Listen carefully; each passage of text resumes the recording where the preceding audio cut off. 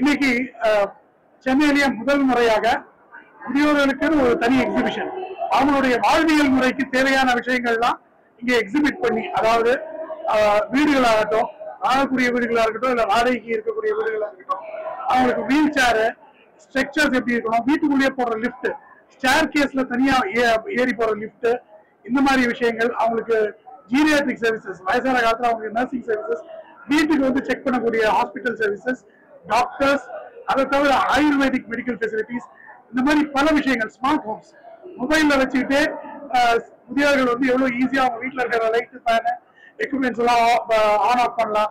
இந்த மாதிரியான பல்வேறு ஸ்டால்ஸ் வந்து இங்க எக்ஸிபிட் பண்ணியிருக்கோம். இதுக்கு ஒரு ரொம்ப நல்ல இது கிடைச்சிருக்கு, இன்னைக்கு நல்ல ரெஸ்பான்ஸ் கிடைச்சிருக்கு. காலையில இருந்து உட்காரத்துக்கே டைம் இல்லை, அந்த மாதிரியான ஒரு நல்ல ரெஸ்பான்ஸ். இந்த மாதிரி ரெஸ்பான்ஸ் இருந்துச்சுன்னா கண்டிப்பா 6 மாசத்துக்கு ஒரு தடவை செய்யலாம் அப்படின்ற ஒரு ஐடியா இருக்கு.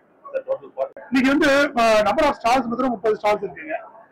அதை தவிர வந்து ஸ்டால்ஸ் இல்லாம பார்ட்டிசிபேட் பண்ணவங்க, ஹேண்ட் அவுட்ஸ் கொடுக்குறவங்க, ஆக்டிவிட்டி பண்றவங்க எல்லாம் நிறைய பேர் இருக்காங்க. இன்னைக்கு ஃபுட்பால்ஸ் மட்டும் காலையில இருந்து இது வரைக்கும் வந்து 1000 பேர் தாண்டி இருக்கும். இங்க ஒவ்வொரு ஸ்டால்லையும் ஒவ்வொரு கூப்பன், டிஸ்கவுண்ட் கூப்பன்ஸ், இன்ஃபர்மேஷன் தவிர நிறைய இன்ஃபர்மேஷன். ஃபர்ஸ்ட் இங்க வரது வந்து இன்ஃபர்மேஷனுக்கோசரம், அவங்க எஜுகேஷனுக்கோசரம், அவங்களோட வாழ்வியல் முறையை பத்தி தெரிஞ்சுக்கிறதுக்கு. அதை தவிர ஒவ்வொரு ஸ்டால்ஸுக்கும் அவங்களுக்கு ஏதாவது ஒரு பெனிஃபிட் கொடுக்குறாங்க. ஒரு ஃப்ரீ செக்அப், ஹெல்த் செக்அப் கொடுக்குறாங்க, ஃப்ரீ ஆயுர்வேதிக் செக்அப் கொடுக்குறாங்க, நிறைய டிஸ்கவுண்ட் கூப்பன்ஸ் கொடுக்குறாங்க. இந்த மாதிரி நிறைய பெனிஃபிட்ஸ் இருக்கு அவங்களுக்கு. இன்னைக்கு சென்னை, கண்டிப்பா அடுத்தது பெங்களூர்ல நடத்தணும் இருக்கு, கோயம்புத்தூர்ல நடத்தணும்ன்ற ஐடியா இருக்கு. கூடிய சீக்கிரம் அங்கேயும் செய்யும். பினான்சியல் சேஃப்டிங்கிறது அவங்க வந்து சீனியர் சிட்டிசன் ஆனதுக்கு அப்புறம் செய்ய முடியாது. சின்ன வயசுல இருந்து சேஃப்டி பத்தி, பினான்சியல் சேஃப்டி யோசிச்சாதான் சீனியர் சிட்டிசன் நம்ம வயசானதுக்கு அப்புறமா அது இது இருக்கும். பட் ஆனா அவங்க எப்படி அவங்க வெல்த்தை மேனேஜ் பண்ணிக்கலாம், இப்ப அவங்களுக்கு கொஞ்சமா காசு இருக்கு, அதை வச்சுட்டு ரெகுலர் இன்கம் எப்படி கிரியேட் பண்ணிக்கலாம் அப்படின்னு அட்வைஸ் பண்றதுக்குலாம் இப்ப இங்கேயே கூட நமக்கு ஸ்டால்ஸ் இருக்கு. ஒரு 2-3 பினான்சியல் அட்வைசர்ஸ் இருக்காங்க, அந்த மாதிரி அட்வைஸ் பண்றது. அதை தவிர வீட்டுடைய சேஃப்டி செக்யூரிட்டிக்கு எப்படி ஆர்டிபிஷியல் இன்டெலிஜென்ஸ் யூஸ் பண்ணி எப்படி சேஃப்டி செக்யூரிட்டி பண்ணணும் அப்படிங்கிறதுக்கெல்லாம் கூட ஸ்டால்ஸ் இருக்கு, அவங்க யூஸ் பண்ணிக்கலாம். இப்ப ரொம்ப ஈஸியா வல்னரபிளா இருக்கிறது வந்து இந்த சைபர் அட்டாக்ஸுக்கு சீனியர் சிட்டிசன்ஸ் தான்.